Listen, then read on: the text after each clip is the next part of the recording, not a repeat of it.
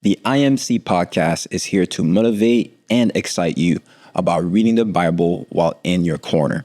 With that said, we highly encourage you to draw your own conclusions based on your personal findings in the scriptures as you journey with us on our conversations of the individual biblical characters. The views expressed by the guests on this podcast do not necessarily reflect the views of our sponsors or who they represent. Tell a friend to tell a friend to tell a friend, and keep going. Like, subscribe, and share. Because if we had it, we would more listen and ask questions than to assume just because of their appearance or just because of how they speak, this is who they are. Not necessarily so. They just may not have the opportunity to have the tools.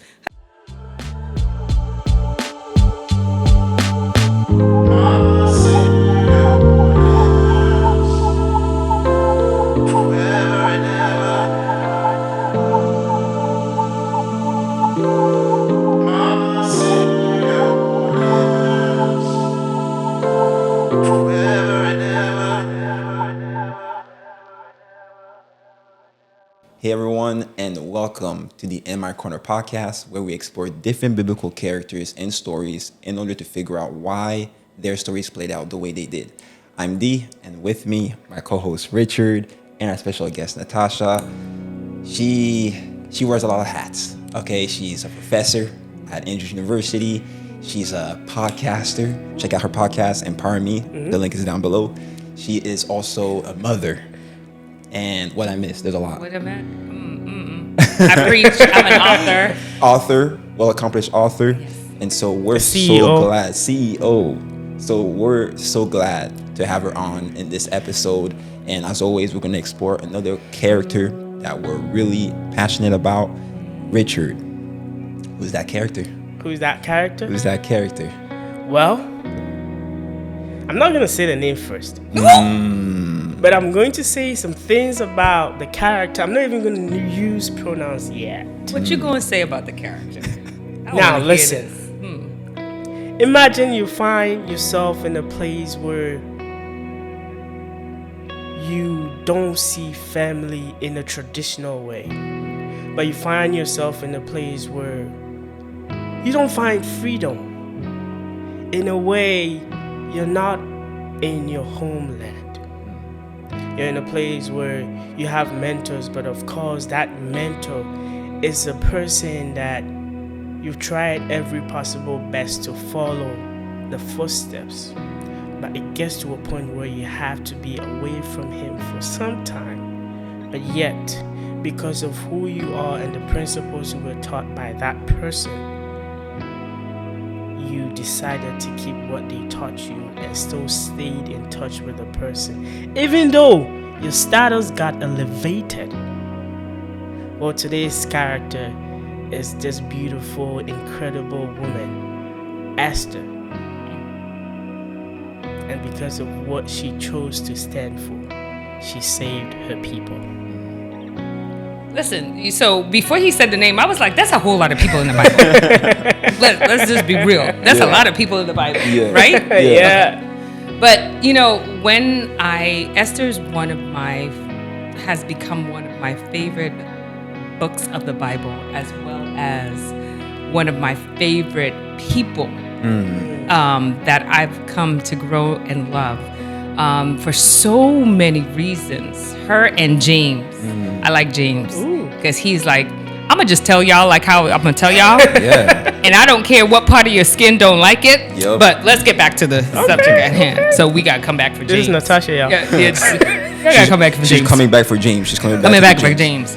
But Esther, for me, when you think about her context, now Esther is a person, we like to put prophets, disciples, and Bible figures and put this fantasy fairyland. Oh, they came from good stock, and we praise the praise. Yeah. We praise the good part of the story. They're from Beverly Hills. Yes, they're from Beverly Hills.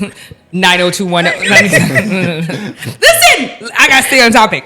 So, but let's get down to the truth. Esther was traumatized 3 times before she actually got to do and make the decision for where she had to go to. Now, some people on one of those traumas, they die. Esther was separated from her parents, gone. Esther was separated from what she knew, exiled from where she lived. Yeah. Esther was then put into, moved from the little family that she had into a sex slave trade. Yep. I'm sorry, I'm gonna be real. That's what it was. That's Because I need to come pleasure some stranger. I'm behave. You told me behave, Richard. I see your face. I'm behaving, Richard. Yeah. Keep doing the laundry. Just listen. This stranger I have to please, and he has to decide whether I'm good enough based on a one-night stand. Really, saying. So Esther was traumatized. Yeah. Her tradition of this is how you fall in love. This is we'll choose your husband. She never got that. So these are 3 different areas where Esther was traumatized. Not to talk about becoming a woman. What does that look like? I'm being taught this way in the Jewish community, but what does that look like now that I'm here in this palace? Yeah. One of the things that I want to bring across is that no matter how bad her past was, that was put upon her because she didn't choose those circumstances. Okay. No matter how bad it was, Esther still found a way to have faith. She still found a way to listen to her upbringing in God. And she found a way to be courageous. Because when it came time, she went to work.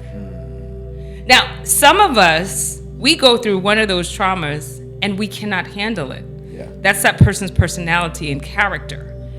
And we have to find a way to help those people heal. And I want you to hear the story of Esther, not from Esther the queen, but from Esther Hadassah. Okay. Who is Hadassah? Okay. We talk about Esther, this queen, and she's beautiful because the Bible says when the king saw her, the man was shook. Okay? He was like, yeah, that's the one. He ain't got to look no further. He was ready to risk it all. Yeah. I'm good. Whatever she want. And I believe that beauty was the same thing that caused her not to get killed. Right? So let's talk about Hadassah before we talk about Esther. Who was Hadassah? When I say the trauma that Esther went through, I'm actually talking about the trauma that Hadassah lived through. Because she became Esther when she was going to the palace. Okay. Because Mordecai said, looky here, when you go up in there, your name not Hadassah. Your name is Esther. And some people take the point of, well, he gave her that name to hide her. Yeah, hide her identity, right? What about he was God ordained to cover Esther and thought that this was a way to cover her? You ever thought about it that way? We don't know. The Bible doesn't talk about the conversation that Mordecai had with God or if he had any conversations with God. I'm putting assumptions into this text. But Mordecai believed he was her protector. He was her guide. He was her covering. He sat at the palace waiting for her, making sure she was okay. She had everything she needed. She talked to people and gave money for Esther just to make sure she was okay. So, with him thinking as covering, he's like, no, I'm a protector. Your name is Esther. I think before you go on, I looked into the meaning of Esther, and it means a star. A star. Or like out of a star. And this is only assumptions, but I believe Mordecai also saw something in her that was not just, maybe someday the king is going to choose you. But he's like, I know you're going to get up there. And when you get there, don't forget who you are. Yeah. There are, if you watch some of the Bible movies, that of Esther, they always paint Mordecai seeing her greater. If you ever hear his language, she's going to be great, so I have to. Yeah. Any movie, The One Night with the King, Esther, from the Bible, old Bible stories where it looks like it was made in the 60s, all of that. Mordecai has always been placed as a character who said, Esther is going to be great, so I have to teach her. I have to cover her, not just physically as in house and home, but also spiritually. He made sure she had the word of God hidden in her heart. Yeah. He made sure she understood the various languages. He was her teacher. So where some women couldn't go to school, Esther was being taught at home. So when Esther got to the palace, Esther was prepared for the palace before she even knew she was going there. And that's something that we have to understand. Hadassah was being taught. Hadassah, the little Jewish girl, was being taught before she can become Esther.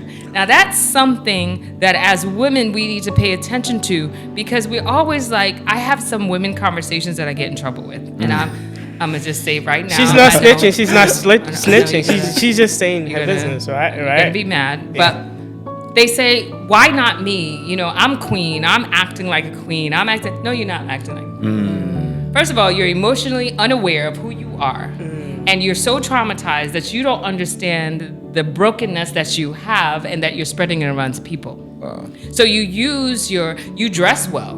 Got to give it to you. There's some girls, hey, hand it down. Can I have a part of what you do? Can you teach me to dress? But it's really a camouflage for the brokenness that's inside. Because we can fix outside all day long, but what's happening inside? And if they really let you in on their story, they don't really have good friends. And if they have friends, they feel like they have to be on all the time. They have to prove, they have to do this. And it's because we women, and I'm going to put myself in there, because there was a season where I was like that. I could put on outside and dress and do all this stuff. Yeah. But when you went home, I was crying, I was depressed, I was down, I was this, because I hadn't done the internal work. When you look at the story from Hadassah to Esther, Esther did the internal work. Hadassah did the internal work, and here we have Esther. We could not have Esther without Hadassah. Yeah. We could not. Yeah. Because Hadassah, in her traumatized, I'm hurting, I don't have my original parents, you've moved me from all I know, from my community, from where I was growing up, this is hurting. I don't get to feel the touch of my mother anymore. I don't get to be raised in that traditional Jewish girl when her mother has stories for her and they're learning how to cook. You took away so much from me. But yet and still, I was able to have the faith to learn of God and keep it in my heart. So when it was time for me to become queen, I could embrace it. And then I could tell everybody what they needed to know. Yeah. Now, when you now come, here's Hadassah. She's been formally trained by Mordecai. Yeah. She speaks languages. She speaks this. There's one of the movies, One Night with the King. I love this because it's an assumption in this story. I love who wrote it, love that, because they put this one line in there. When Hadassah was being taught by the eunuch, what is his name? The king's eunuch. I can't remember his name. But anyway, he's talking to her and he's like, why won't you go to the other things that we're sending all the other maidens to? Why are you out here by yourself, twirling around with the little fairies or dreaming or whatever? And she says, and I'm paraphrasing because I don't remember the statement she actually says. She says, these things don't actually teach you how to be a queen. Why don't you teach me how to be a queen? Pause. Pause. Yeah. Are you listening? Stop doing the laundry. Listen. Stop doing the laundry. Listen. We live in the internet age. It's social media. And we see a lot. Distractions. Listen, I see women every day, and no offense, and I think this is just a little girl. Because they just want to do what they see on media, and they don't take the time to do the hard stuff to prepare themselves to become a woman. They become unripe women, even for men, in the same way. So my question is, how then do we get young people to get to the stage where they're like, well, I'm not there yet, and I'm not looking at what others are doing, or I'm not taking the pressure of social media, but I'm gonna take my time to secretly prepare myself, even when everyone else is having fun. In serving on college campuses, I've learned something. While I think something is good, you may not think it, right? Whether age, culture, whatever the reason is, we just don't agree. But the other part of the pack that you don't agree is you don't even know what I'm talking about. So while what you're saying is probably a true statement, do they even know that they're acting like a little girl? Do you understand? Yeah. You can say that because you have done some work, you have a good foundation, you have been reading, you have been studying, or you had mentors, or you had parents, but let's look at the people who are on there. Do they even have the information that they are looking like that? If you really talk to some of them, they are totally oblivious to what you just said. They just think it's a good look. This is how you get attention. This is how you get likes. This is how you get friends. This is how you get this. But that's what they were taught. Yeah. So you're coming from information and assuming that what you said, they have the information. If a girl growing up doesn't have her father around, maybe not even her mother around, how does she learn? Or a child, period. Let's remove the gender. How do they learn? Environment. What environment? Whatever environment they're in. That's how they grow up. So if I didn't give that child the information about being self-aware, about learning to love yourself, about what God says about you, about how you should grow, like you need to go to school, you need to have an education, because these are the things that make the foundation of the person. This is how you read. This is how you study. This is how you brush your teeth. This is how you take a bath. This is how you dress. If I never gave that information to a child, where would the child get it from? And then we're complaining that these now children become adults, and we're complaining about the adults. But where did the adults get the information before they became adults? So while we're sitting down talking about Shanae over there. Okay. Where did Shanae come from? What was Shanae's upbringing? This is where we now need to be honest about our personal biases, our judgment of people, and why, especially when they look at us as Christians, they don't want to come because automatically we say they don't have. And we think we have it. But we don't have it. Because if we had it, we would more listen and ask questions than to assume just because of their appearance or just because of how they speak, this is who they are. Not necessarily so. They just may not have the opportunity to have the tools. Hadassah had the opportunity. Hadassah, before becoming Esther, was still better than most, if not all, the Jewish girls that were chosen from her city at that time. Because she had an education that the rest of the girls didn't. Those rest of the girls' fathers didn't teach them languages and whatever the case may be. Mordecai was ready. He was like, somebody gonna choose you. Let's bring it down to the church. D, you go first. And you know, let me rewind a little bit, because you threw out a term or a phrase that's very important. You said Esther did the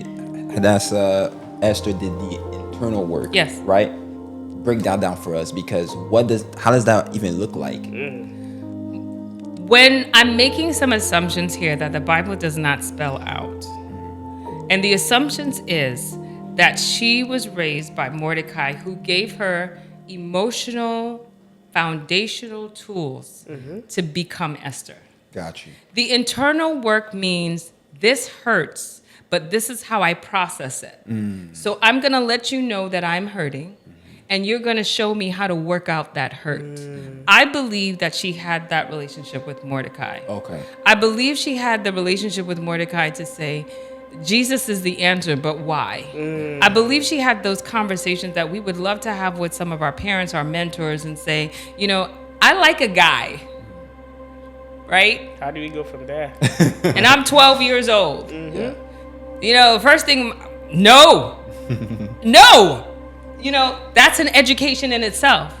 To tell somebody who is getting aware of their feelings, to tell them no, block it off, you're educating them to say that anytime you feel anything sexual or anytime you feel anything that's closely like you're attracted to, you cannot dive into it. It's wrong. That's what you just taught that person. Instead of saying, tell me why you like, tell me why you are attracted. Tell me why you're feeling this, and let me help you work it out. If we would do some of these things, we can break down some of these addictions before they happen. We can break down, because sometimes we go into the extreme because we were told we couldn't, right? So the internal work means she had these emotions, and she was able to say, okay, Hadassah, this is the information we learned from Mordecai. This is the information we learned from the Bible. And this is how you need to formulate yourself. This is how you need to process. This is what hurt looks like. This is what anger looks like. This is what it means to be happy. This is what it means to be joyful. This is what it means to take a stand. So she did the work so that she's not a poison to the blessings that come her way. Yeah. Well, the reason why I said let's bring it down to the church is that Hadassah had every reason to say, I'm not going to listen to what Mordecai is saying. She sure did.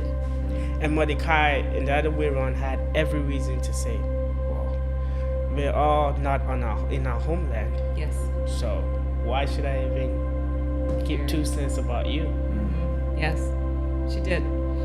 These are choices, though. And the reason why I want to bring it back to the church and Christianity is our culture is becoming more single parenting and all of that. Yeah. But then there's so many people in the church that have the information, but they withhold it and they refuse to be mentors when they know there's an opportunity to mentor a young person. I want to caution you on that. The word, they don't want to. Okay, maybe. Maybe it is that, but where does that come from? Okay. Right now, I cannot honestly say I can walk into a church and tell a 10 or a 12-year-old what you're doing is wrong. I cannot confidently say that. You know why? Because the parents will come after you, and how dare you talk to my child? It's not a matter of adults or people don't want to. But we live in a society where the education is not where it was supposed to be. Okay. So instead of agreeing together as adults that this child just did something wrong, you get offended that somebody outside of your house correcting your child and you didn't correct your child. So instead of agreeing with that adult, you now get upset at that adult. And you get defensive instead of saying, you know what did they do? I think I want to talk to them. But you get up in your feelings and that pride comes out because you told my child. My child. And you know the child is wrong. And then you go home and you be like, why did you do that? Yeah. So instead of taking the time to really do the embarrassment homework for the child and let them be embarrassed, you embarrass another adult. So for adults like me who want to, you're like, let me think about this. And you got to start thinking about everything else, my job, my this, because you cannot control their reactions. You don't know what they're going to say.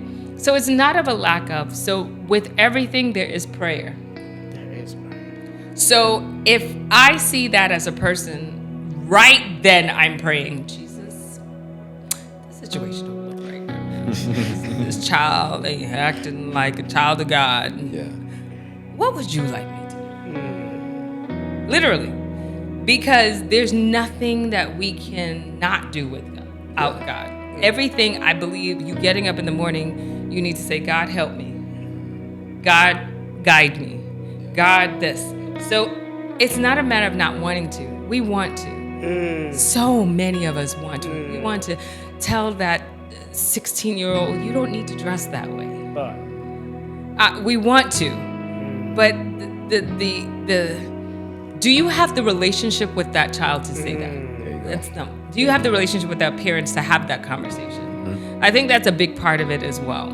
I've been having this conversation with another adult about a student. And do you have that relationship with that student to have that courageous conversation? Those are things we need to look at. So I don't think it's a not that we don't want to, Richard. It's just a part of, you have so many things to think about.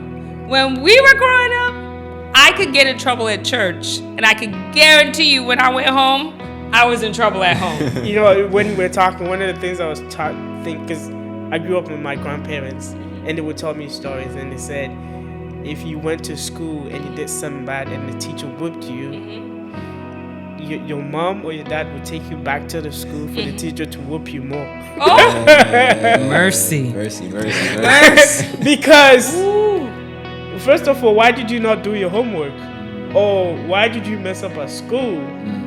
And you get the nerve to complain to me about the teacher? I was growing up, it was my aunt. I would get in trouble and I would tell Mom, please don't tell Auntie.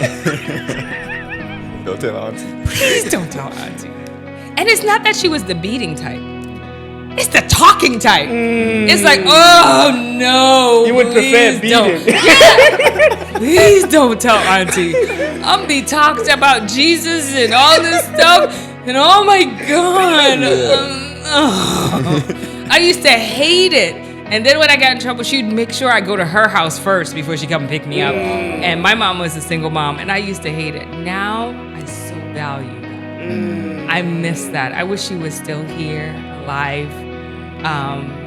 Because those things that she taught me when I wasn't trying to listen, but I was really listening, because kids listen. I don't care what you tell them. Those things that she was trying to tell me were things that I use now.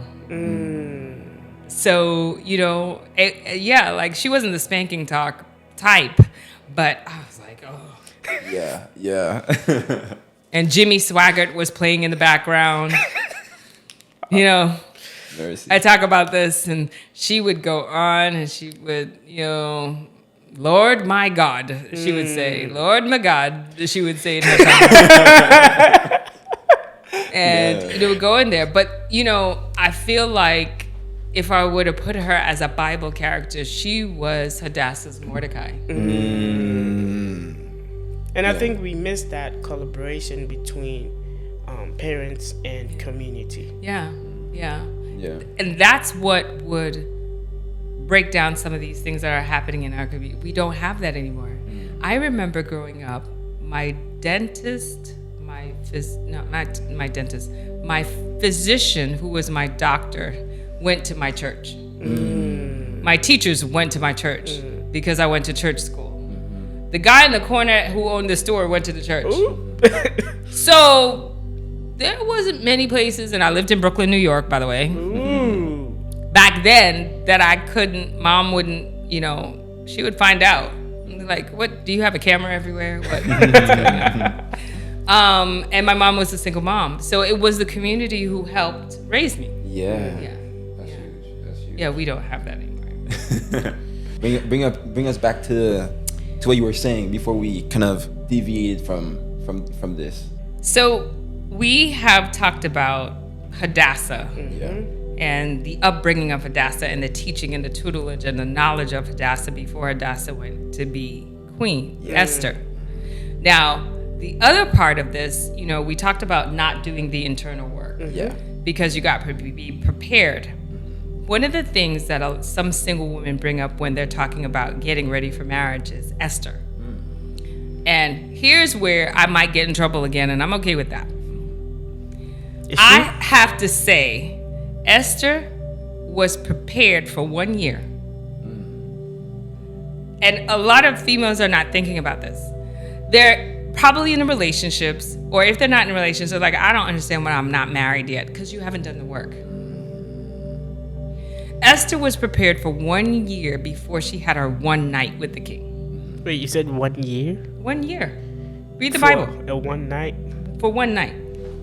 1 year, 1 night. And we're trying to not do any work for a day or two for the rest of to spend the rest of our lives with somebody.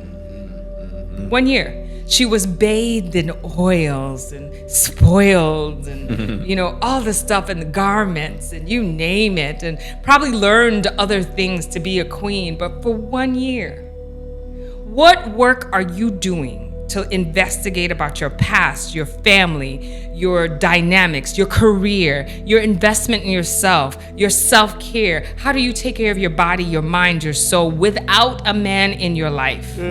How do you do these? How do you glorify God? Is God at the center of your life? How are you taking care of yourself? Can you have a conversation with somebody and still walk away okay? Or have you just told them off, put them in their place, and hope that they go somewhere that you call, double hockey sticks? She's definitely gonna get in trouble. How do you communicate? Do you know how to communicate? Do you know how to serve? And I'm not talking about just because we're women, because men and women need to serve each other in a relationship. This is a together thing. We do this together. But you're sitting down here saying, I don't have, but what have you done to prepare? I've been at conversations where I hear, they better come with a degree. They better come with some money. They better have a job. Well, you better have what? What do you have? What are you bringing to the table? And no longer are we dealing with healthy society. So a lot of times when you get into a relationship, everybody is teaching everybody. Yeah. Right? So I'm teaching you as the male, and the male is teaching me. Before we even get to marriage, we need to know what that looks like. But if I am unhealthy and God brings my blessing, I am going to tear up the very blessing I've been praying for because I'm unhealthy. She's not preaching, y'all. And I'm not talking out of my left or right brain. I'm talking as a woman who's done and still doing the work until God says, I will trust you with my son. You gotta say that again. Repeat it. You won't have to repeat it, right? Yeah. I am doing the work. I have gone through counseling, still going to counseling, coaching, doing the books like Healing for Damaged Emotions. Emotional intelligence has become my thing for so many years because I wanted to dive down. I wanted to be a healthy person. I wanted to remove my culture and replace it with God's hand, His Christianity, be Christ-like. I wanted to remove the traumas that I was going through. Why would I want to get into a relationship and I can't trust that person just because they're male? Because the males in my life never really gave me a reason to trust them. So I'm doing the work to not put a generalization on a man when he comes in my life and to deal with him as who he is. And let's walk through this thing called friendship first. Let me get to learn you. But I have to be healthy in order to have a friendship. Who wants to be around somebody who can't control their temper? Who wants to be around somebody who disrespects you and demands you but still expects you to take care of them? Who wants that? So I wanted to do the work. And the couple of things that I started to have to ask was, God, will you trust me with your son? Can you trust me with your son? We ask this all the time when it comes to the girls. The fathers are there. Can I trust you with my daughter? But can you trust your son to a female? And that's the questions I started asking myself. Will you trust me with your son? Because I'm saying I'm lonely. I don't want to go through the rest of my life by myself, but can you trust me to love him? Can you trust me to serve him? Can you trust me to go through this life with him? Can you trust me to take care of him? Can you trust me to nurture him in the ways of God so he can follow through on his calling for what God wants him to do? And can he do the reverse? Yeah. Can you trust me with your son? As we are the women are the nurturers of things, the man is the protector and the priest of the home. And the one thing you hear a lot of time, they don't know how to be vulnerable because every place they go wants to just attack them and beat them down. So can I be soft enough when my husband comes home so he can be vulnerable? I thought vulnerability was picking up your phone. No. Recording a video. No. Telling people. No. My husband hurt me today. No. No. Okay. Vulnerability is the willingness to be open about whatever aspect of your life. To trust that you are going to a safe environment, a safe person. Yeah. And when you're in a marriage, that's a sacred thing between you and that person. I should be able to talk to you about anything. You can disagree with it. We didn't say you had to agree, but I should be able to talk to you about anything and grow with you. That's me being vulnerable. Because when I go outside, I got to be, no, you not having this. No, we not doing this today. This is what's going on. I have to be the listener. I have to be teaching. I have to be doing this. But when I come home, I take off my heels. That's not the place for me to have my heels on. That's the place for my softness to come in so my husband has a safe place to land. This is what I'm talking about. Will God trust me with his son? And the work that needs to be done is making sure that that trauma in your life that you went through is not louder than the testimony you have to give about how God overcame in your life. It can't be louder than that. That trauma has to be something you work out. The fact that I didn't grow up with my father wasn't around. He didn't learn how to be a father, so he didn't know how to be a father to me. Or the fact that something sexually bad happened to me. I was molested, I was raped, I was this, I was that. Or, the fact that I lived in an orphanage, or, whatever it was. Have you healed from it? Do you understand what healthy sexuality actually is? Do you understand what it means to be taken care of by a man healthily? Do you recognize what a good man looks like? Or have you generalized everybody based on your experiences? Or social media. So when we talk about Esther now, she has done a year. But Esther did a lot of the internal work as Hadassah. So she's in the kingdom. She's being pampered and propped and gotten all the things that, Hadassah didn't get, right? And here she comes now. She's preparing to go for her one night for the king. And whatever versions you have looked at movie-wise or whatever version you have read in the Bible, one of the things that has been a common theme, the king was struck by her beauty. I don't care how many times you bathe in oil. I don't care how many times. That's not just the beauty he was attracted to. That thing had to come from the inside of her as well.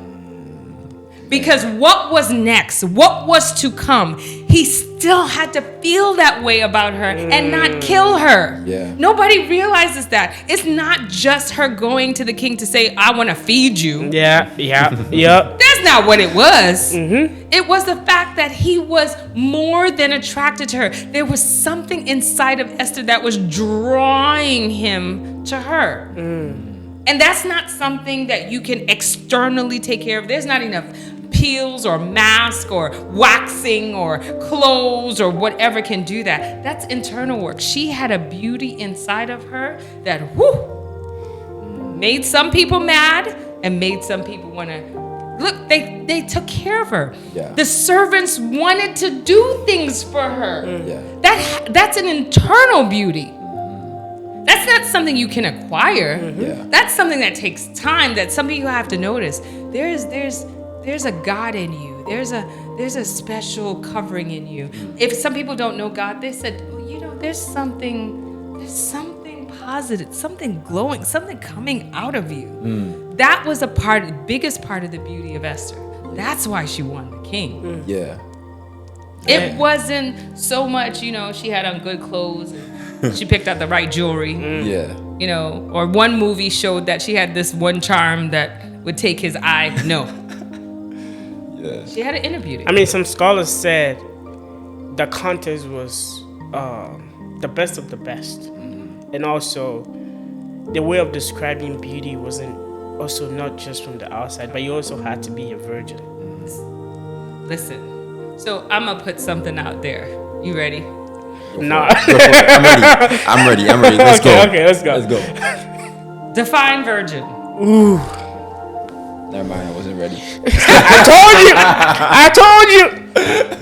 I said I wasn't. Back then, in those days, you didn't have to ask that question. Okay. Right? Yeah. Because we're thinking this is a biblical society, Jewish society, so they were not exposed to all the things that we are exposed to on social media or the internet, right? Yeah. Okay. So these days, to ask that question may seem like I'm wrong, but what is that? Because people have different definitions for what sex is now. Yeah. So then I have the question, are you a virgin? And almost everything we see is sexualized. The Bible talks about, so a man thinks, so is he. So what are you thinking about? What are the thoughts that come in your mind? You may not be doing the physical act, but can I still accuse you of it? I'm sorry. Oh, you're good. I'm trying to behave, Richard. I know you told me to behave, but this has been hard, you know. It has been hard. But these are real. We don't ask the hard questions, and then we wonder why we get into certain situations. We wonder, but we're not asking the hard questions so that we can fix our thinking and be just and right like God wants us to be. Ask the hard questions. Esther wasn't exposed to this stuff. So now she's in her palace, and now it's her one night with the king. The man is struck. Okay, so he had his one night with her. He sent her back to one of the higher harems because now he has slept with her. So they don't go back to where they were. They go back to a higher harem. And she's probably wondering why she's still there. And then eventually she gets chosen as queen or whatever the case may be. And if I'm talking outside of the Bible, please forgive me because I don't have it open yet right now. And she's queen. So we're queen, right? So he still doesn't see her. He has choices of concubines to choose from. Yeah. These are the women he already slept with, by the way. Right. Okay. So here's where some biblical people start, and some people who are not Christians start saying, how in the world can God allow that to happen? How can God allow this to happen? But I need to have everybody remember God cannot control human beings. He gave us the power of choice. Don't confuse it for anything. He gave us the power of choice. If he's giving us the power of choice, he can't say, oh, Richard's about to trip Natasha. He can do everything for me to be aware and to know that you possibly can trip me. But can he stop you from attempting to trip me? Well, I'm not a bot that he controls. So you have the power of choice. Things happen out of everybody's control because human beings have the power of choice. So some things that happened to Esther, we can't say just it was the devil. People have the power of choice. Now here she is. Here comes this agreement with her nemesis Haman. And I said her nemesis because if he hated the Jews, he hated Esther. Right? Yeah. He didn't know it at the time. Right. But he hated Esther. So here she is. She finds out about this. And one of the greatest things about this part of the story before we run out of time is Esther went back to what she knew to save her people. She didn't go and say to the courtiers, go kill Haman. And she could have. She could have used her beauty and convinced the king to kill him. Right? Did what Potiphar's wife did. See who's causing trouble now? Right. See who's causing trouble now? Yeah. Right? I see it. Right.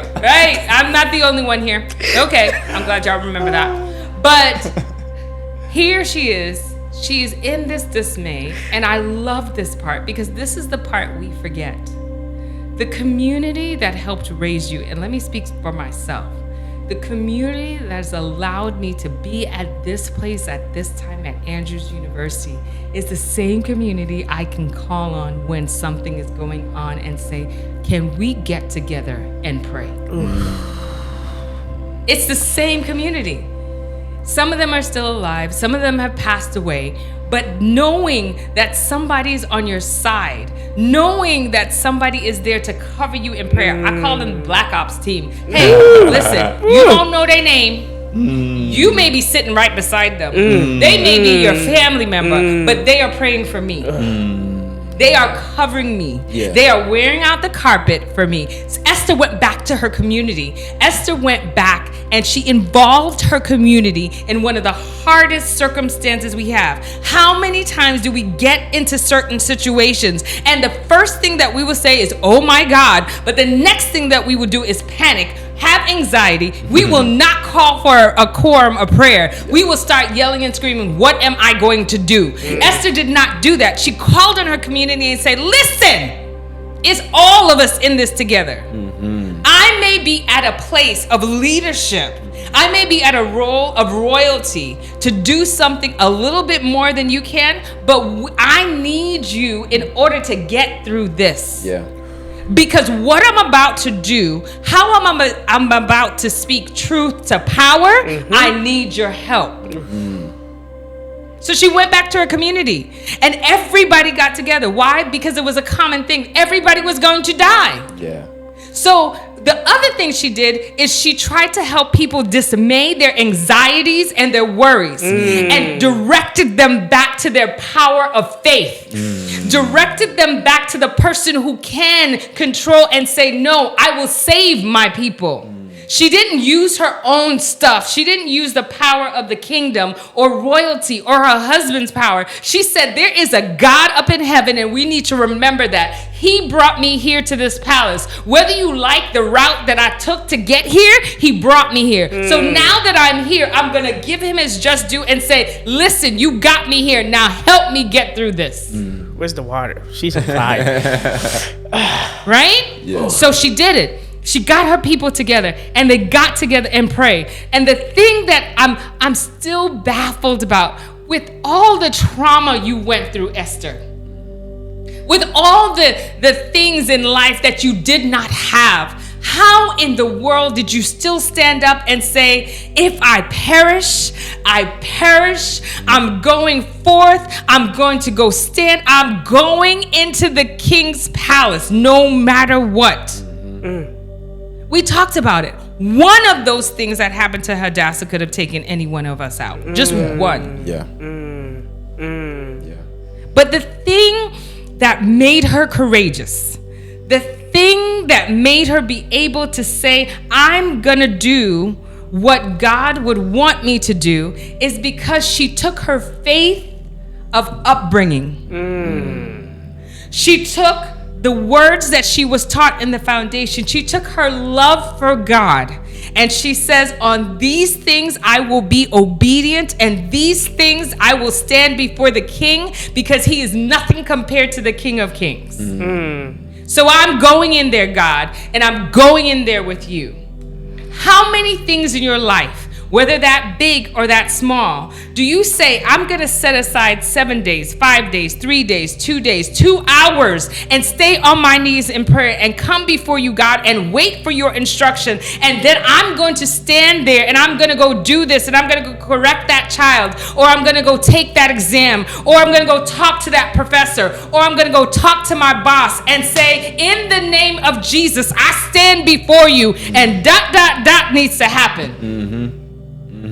But no, we want to be anxiety filled and worried about and stressed out what some human being is going to do with us when we have a power greater than any of us. And that's what Esther realized.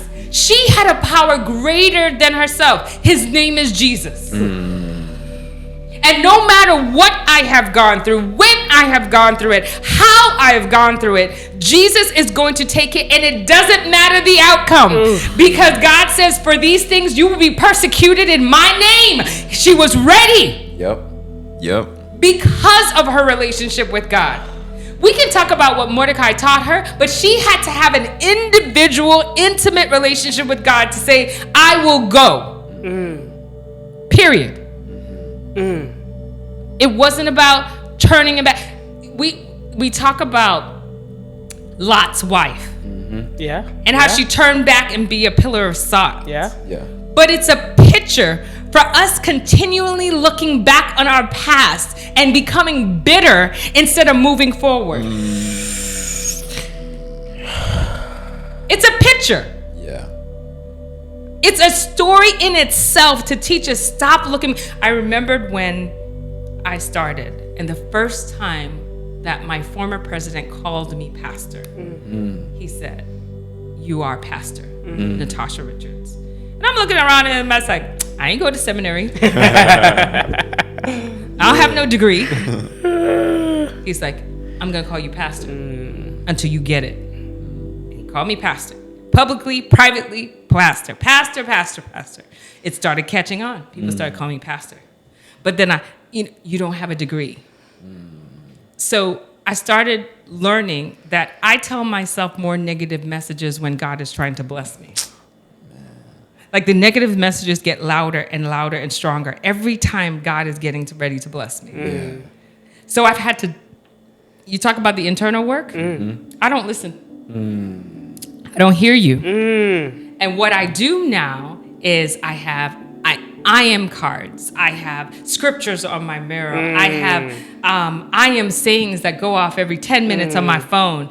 If you surround your mind with the things of God, we surround ourselves with negative things all the time. Look at what we do, what we say, right? What if you change that and surrounded yourself with everything that is God, everything that is positive? And I don't mean to be Bible bumping people on the head. I'm talking about simple things. You are beautiful. You are empowered. You can handle money. Positive messages that point you to doing the things of God. I started doing that. In order for Esther to have been Esther and save her people, she had to change her mindset. Her trauma couldn't be louder than her testimony. And in order to do that, she had to do the internal work to go before the king to say, listen, we are going to die. And I'm going to be amongst those people. Will you save us? That's internal work. And it wasn't a one-off. It was something that was cultivated over years. And she was ready not only for her husband, but she was ready for God to take her to the next step. Because she did the internal work. How many of us need to do some internal work so we can do that courageous thing that God is calling us to do? And it could be as simple as, I'm going to be a good father, even though I never got the tools to be one. It could be as simple as, I'm going to be a good mother, even though I don't have the tools.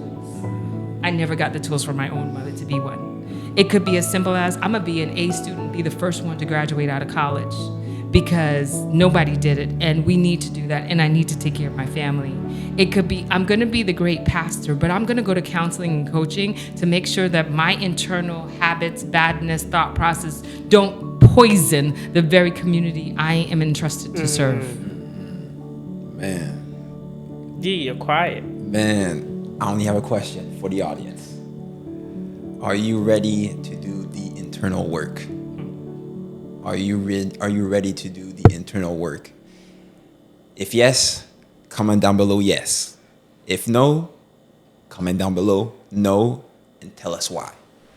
We're listening. We want to read. We want to read what you guys have to say, especially what you guys learned from this episode. And so comment down below what you've learned in this episode. We're looking forward to reading them. What you got for us, Richard? A lot. I know. I'm still processing too, man. One thing that stands out to me is that because we don't take the time to do the internal work, even when the blessings arrive, we don't see it. When God elevates us, we still think we are down there. We still think we're still Hadassah. God elevates us to the status of Esther, we're like, but I had to go through this. I have the excuse not to do it. But I like when you say it's choice. But can I say something real quick? Because you said something. Yeah. Okay. I had to go through this. But this you went through prepared you to be that Esther. I couldn't sit down here and talk to you about all that stuff if I didn't have a hard time being a single mother, if I didn't go through depression, if I didn't, at 49 years old is the first time I'm graduating with my master's degree. I couldn't talk about that stuff. I couldn't talk to you and sit down here about the preparation of being single if I didn't go through the hard things about being single. It's when you have gone through this that God can use your turmoil and your trauma to be the loudest testimony to transform somebody else. That's the point. It's for us to not just sit in that thing that's so negative and say, God saved me, and he's sending you the boat and the helicopter and everything else to save you, and you won't take it because you want to sit down there and say, well, poor me. Get over it. It's time. Start working on it. Okay, I'm done now. I don't know what else to say because This is a mic drop. it's a mic drop. Till we meet again, I'm Richard. This is D. I'm always going to be Richard. This is D. And this is an incredible guest. It's not her dancing. It's Natasha Richards. And you can go listen to a podcast. You can. You know, I've listened to a podcast and I'm like, ooh, this is hot stuff. And since you're here, Yes. we would love for you to come back, and perhaps you can do James. James. Oh, we gonna have to have like 5 episodes. Okay, don't say it now. We're ready for that. Get your popcorn out. Get your coffee and your journal, because it's about to be on. Yeah. James is not a one podcast. It's gonna be a series, the whole series, man. It's All gonna right, be D. good. Yeah. With that, We gonna have to collaborate. peace. Peace, guys.